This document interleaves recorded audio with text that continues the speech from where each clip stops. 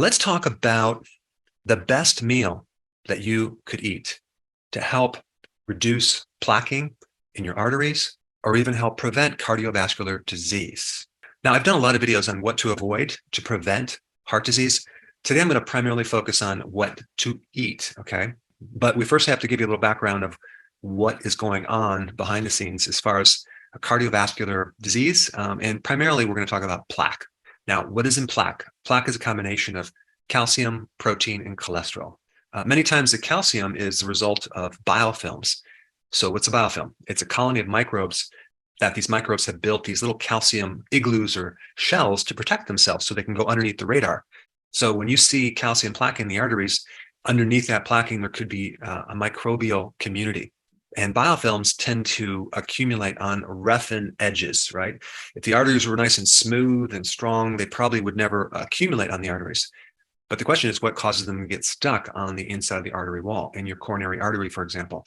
Well, that would be some type of, they call it lesion or oxidation or inflammation or damage from excessive sugar in the diet. It could be you're diabetic. You could be a pre-diabetic. It could come from omega-6 fatty acids, junk foods, alcohol, all sorts of things. So when you see plaquing, you're also going to see this LDL, a very specific kind, the small, dense particle size. And that's correlated too with a high sugar, high carb diet. And some of this cholesterol in this little package, and that's what the LDL is. It's a protein that carries cholesterol. Cholesterol doesn't exist as cholesterol in the arteries like free floating. It's always in a little shuttle bus. But the cholesterol is coming in the form of Band-Aid with the cement, the calcium. And then also you're going to get fibrous tissue, like a protein cement that kind of mixes in with the calcium and the cholesterol as a Band-Aid. And then you'll see like a thrombus or a clot forming too in that same area. So given that information, what can we do to prevent, slow down, or reverse this situation? All right, there's several things to know about this. One of the controlling vitamins with calcium is vitamin K2.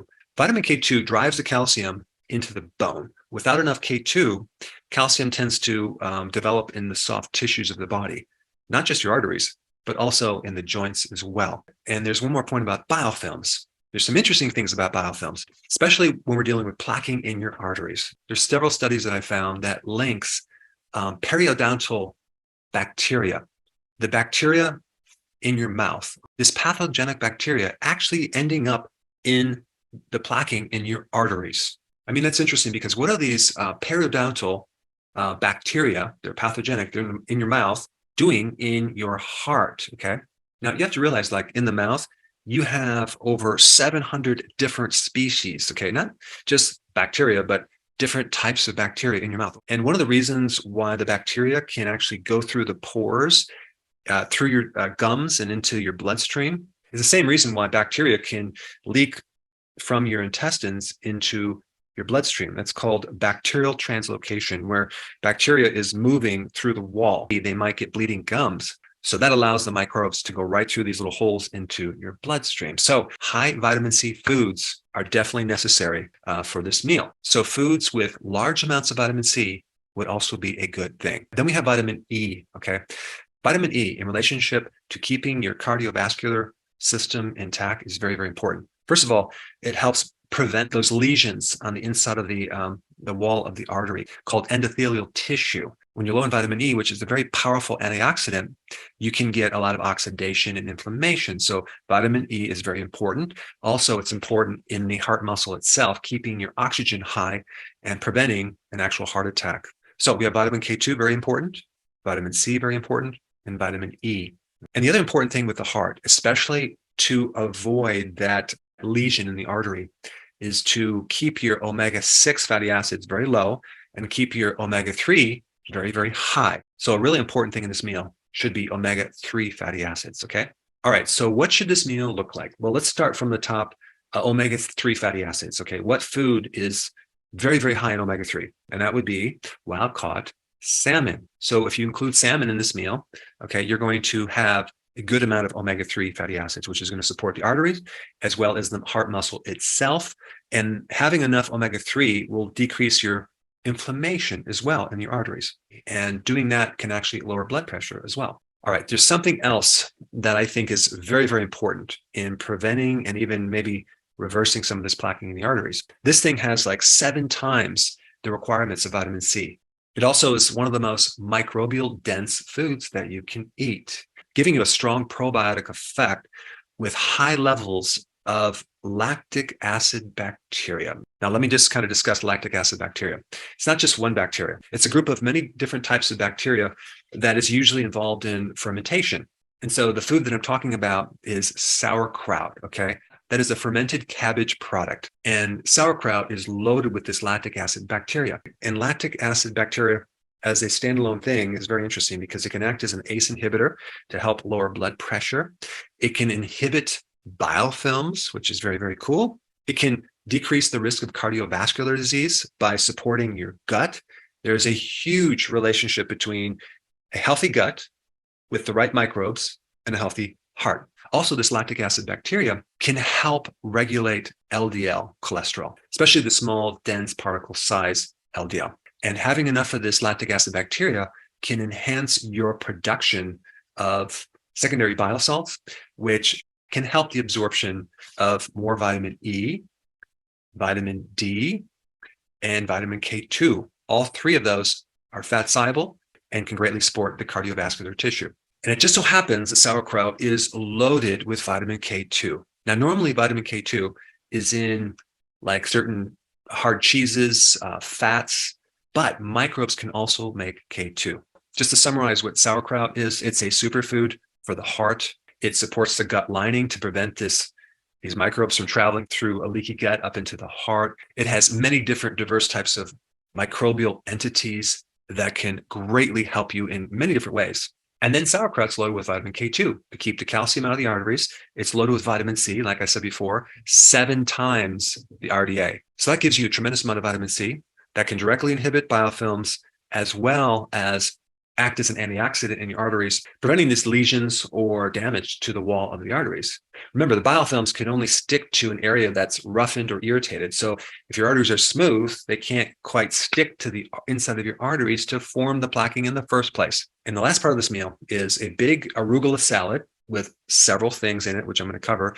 But arugula as a vegetable is a superior salad green compared to regular lettuce because, first of all, it's cruciferous, so it's really good for the liver.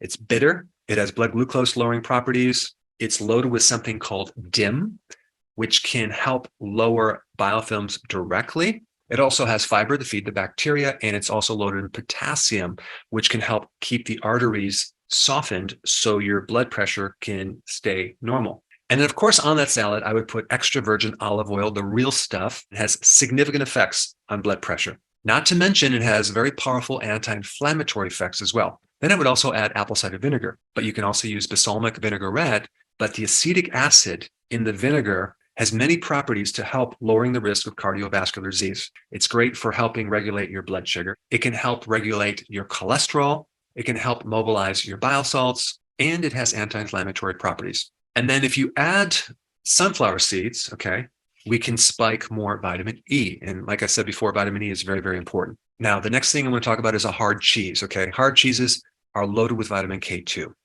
And the type of cheese I would recommend is called Parmigiano. Now, I probably did not pronounce that exactly like I should, but the American translation from Italian is Parmesan.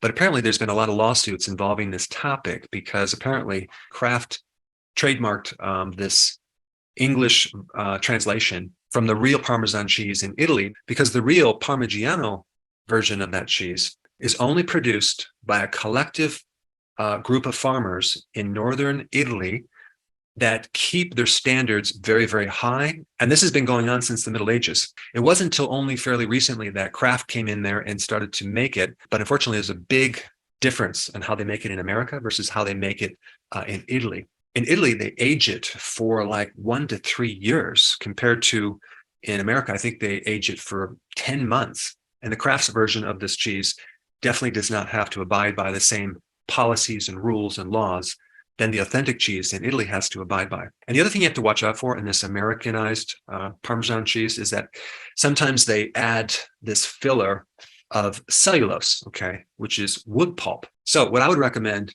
is get the authentic type from Italy and shave it on your salad. I do it every single day. That way you have a delicious cheese that's loaded with vitamin K2, and it's a great amount of protein. There's probiotics in this product, and it's an incredible product. I actually went to one of the farms where they create this cheese, and I was blown away at what they feed the cows to make sure the microbes are just right, and the soils that they grow the grass on for the cows. They don't get fed grain, it's all grass. And the amount of work that goes in to make this cheese and keep it a really standard process is mind-blowing. And the last thing I'm going to recommend to put in your salad is garlic. Okay, you can use powder, you can use actual garlic, you can use fermented garlic, but garlic is great for the heart. It actually can thin the blood. If there's a chance that you are at high risk for clotting, it can help lower your blood pressure. It's antimicrobial, anti-biofilm, and the list goes on and on. All right, so now that you have that information, I think the best, most interesting next video for you to watch would be the one on biofilms in your mouth. Check it out. I put it right here.